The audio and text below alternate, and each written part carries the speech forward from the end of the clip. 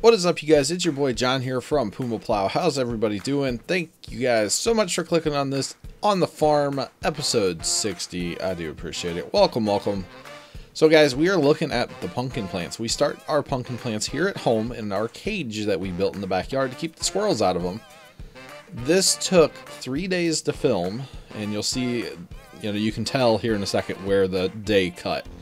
But multiple hours per day. I think it's like 5 or 6 hours worth of footage condensed down to less than 2 minutes. So it's amazing to see how these pumpkins come up and grow and open up and the little seed shells fall off, and it's just really cool. I thought this could be a very cool idea, and it seems to have turned out real cool. The reason it doesn't look the best is I actually had to render this. This is the 5th time I'll have to render this clip. There you can see it just changed days.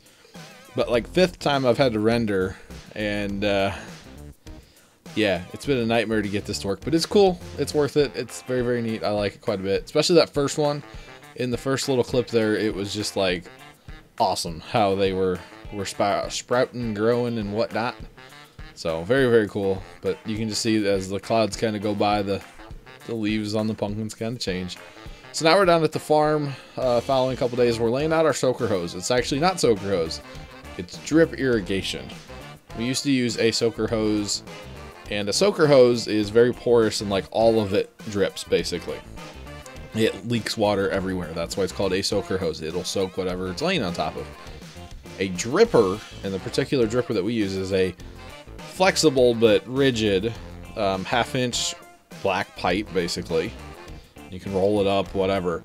And then every so often, which I think it's every 10 feet, we have our little dripper nozzles that we shot in there with our little gun. We'll actually be making some more of this up with drippers. We have some on order. So I will try to film that for you guys as we do it, just so you can see the process. But we've had these drippers for a couple of years now, and actually last year we didn't even use them because it was so wet last year that we didn't need them. But this year it is 90s, mid 90s, upper 90s, and absolutely no rain for all of June, and it's not good. I mean, today's June 19th, and it's not looking better in the 10-day forecast even for us. So we are watering kind of heavily, but not really, because you don't want to get your pumpkins too wet because they will rot off at the ground, and you do not want that. So that is a thing. So I've been talking a lot in these videos all year, really, and even last year when we planted our rye, what we use our rye for. So here you go. We rake it back in these spots, or Dad's using a hoe, but same principle here. And you can see underneath the ground is plenty moist, and we haven't watered this ground at all as of this point, or anything. All the stuff that you see growing right here is actually volunteer pumpkins and gourds. In this area last year is where we grew our gourds. And because we didn't plow last year, we're getting a lot of pumpkins coming up. Some of them we are going to let grow. Some of them we did spray with Roundup just to get rid of them, because they're like overpopulated. They're a little too thick. So here you can see we're out at the end. There's a dripper there somewhere. They're hard to see. They're really small, and they're the same color as the pipe, so they're even harder to see. So we did learn a little trick, and we actually taped them all in, because we were having little drippers fall out, and then you get a jet of water instead of a little drip, and we don't want that. So learned our lesson. Little black electrical tape to take care of that, and it's good to go after that. And you can tell, I don't know if you can tell, but it was incredibly hot this day. I think it was in the upper 90s all day, and yeah, we're wearing long sleeve shirts just to stay out of the sun. We're not big fans of the sun. We've had some issues in the family lately, so it's better to stay out of it. So long sleeves and pants and big hats. But you can see how moist that ground is. It's awesome. So of course when we plant, you have to water, and we are going to be using a little bit of plant hormone, which is Super Thrive. It's a great product we've picked up. We've had that bottle for a couple years now, and bring it home in the wintertime so it doesn't freeze. And then we're going to be using a blooming and rooting fertilizer as well. It's a good little starter fertilizer. We use it every year on our pumpkins, and it works pretty good.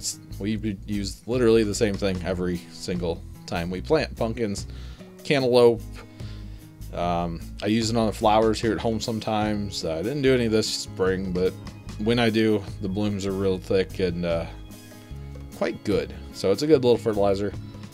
And break out the hose with that old, not old, but cold well water down there. Comes out of the ground at like 60 degrees or something. It's freezing in the summertime. It's great. You go out there and you can see I'm wearing my long sleeve orange shirt. You go out there and get your sleeves a little wet. It's great. And actually, another reason for wearing the long sleeves, at least for me, when I get a good sweat going, and this is kind of gross, but you know, when you get a good sweat going, the long sleeve shirt will hold the sweat, and therefore it'll keep you cooler. So it actually is quite nice. So you can see Dad planted a few of them while I was getting that water. We like to plant 4 to a hill, and we call this a hill, even though there's no hill. It's just, you know, a group of plants. We like to plant 4 to a hill, but the 4th one here did not make it up. When we were planting them here at home, it didn't make it. And actually the 4th one here didn't make it as well. Or I think it was there, but it was like real kind of messed up and stuff. As we plant, we number the little pots, and we also number the packs of seeds. That way we can keep stuff straight if we need to. Last fall, when we were about ready to pick our pumpkins, if you guys remember watching then, I did a video where we went through all the pumpkins and, okay, this is this variety and that's this variety. And I don't know if we'll do that again. Maybe we'll do it via the drone this year because, you know, everything's better with the drone. So there you can see 4 little pumpkin plants. And the other thing I want you guys to take note is, look how thick that straw is. Our rye straw was just awesome this year. It's fantastic. It's super thick. It's doing a pretty good job of keeping the weeds down, but we have Roundup for that too. But the big advantage here is the moisture that this ground is not losing.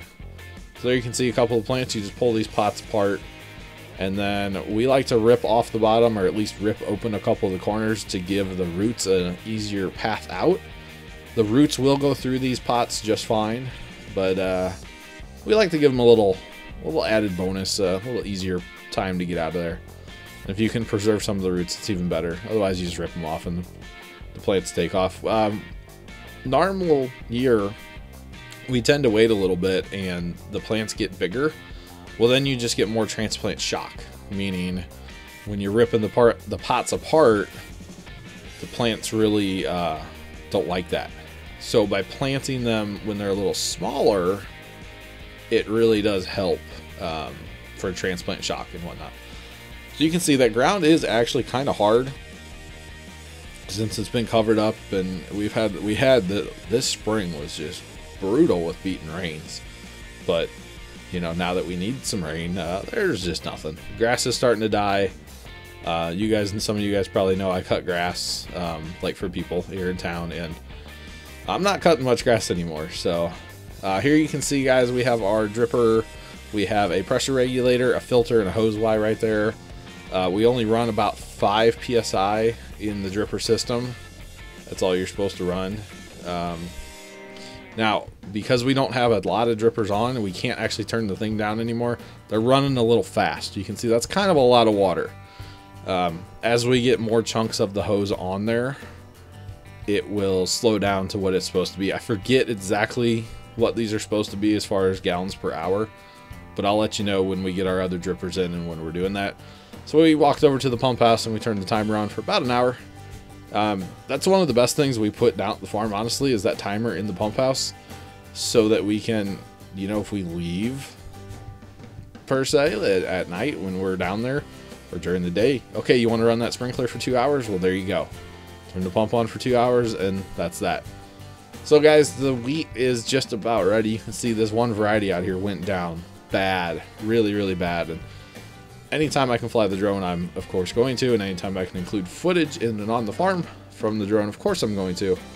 So out flying over the wheat. I actually, you guys, I meant to mention this earlier, but also with this video comes out at noon Central on Sunday. I will also be releasing a 4K video similar to this one where I went and flew over the wheat fields. I'll release that at 12:30 Central, so it'll be up in half an hour if you're watching this live, or not live, but right after it came out, so it'll be there as well. It will be in the On the Farm playlist as well, so click over to that. And then I also got another 4K clip. I'm into filming those 4K clips. I think it's fun. So about 2 minutes long, or maybe a little bit more sometimes. You can see a drowned out spot there is what happened there. A little low spot in the field, and just drowned out from the rains we had back in the spring. But super dry now. So yeah, it's a thing. But the other 4K clip that I have, guys, is flying around the hollyhocks flowers in our garden. My grandma's favorite old flowers from way back in the day that just magically came up one year after we started putting garden in. That used to be field there, and they never grew, and then magically one year when we put garden in, they just started coming up. So not sure what's up with that, but it's a thing. So it'll also be released at 12:30 Central right after this video, so make sure you guys check that out. It will be in the On the Farm playlist as well. So guys, take a mental note here. This is what good corn looks like. Approximately, it was 1 week before, not approximately, 1 week before this video goes live. This is what a good cornfield looks like. This is better dirt, as we call it. It's blacker dirt. It's not as sandy. So it's a lot better dirt. It grows a lot better crop. It can take time without rain. You can see they had a couple planter skips there on the left. But now, guys, we're out on the sand. This is what bad corn looks like. Planted within a couple days of each other. And it was fertilized within a day or two of each other. You can still see the fertilizer marks here because we really haven't had much rain since then. But this is what a quote-unquote bad cornfield looks like. And actually, guys, you'll be amazed next week when I get some more drone footage of corn for the next week's video. It's a big difference even from this because we have not had rain. And we've had a couple days this past week of 98, 99 degrees. And it's just brutal. So you can see how sandy the soil is just by how the corn's all shriveled up. And then you can see at the top of the screen there, that's a little bit better dirt, but it's still pretty sandy. This is very, very sandy ground out here.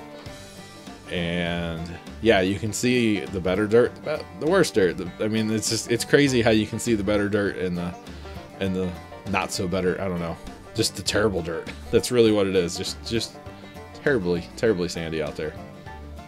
It's crazy how sandy this is. This is ground that used to be Grandpa's back in the day.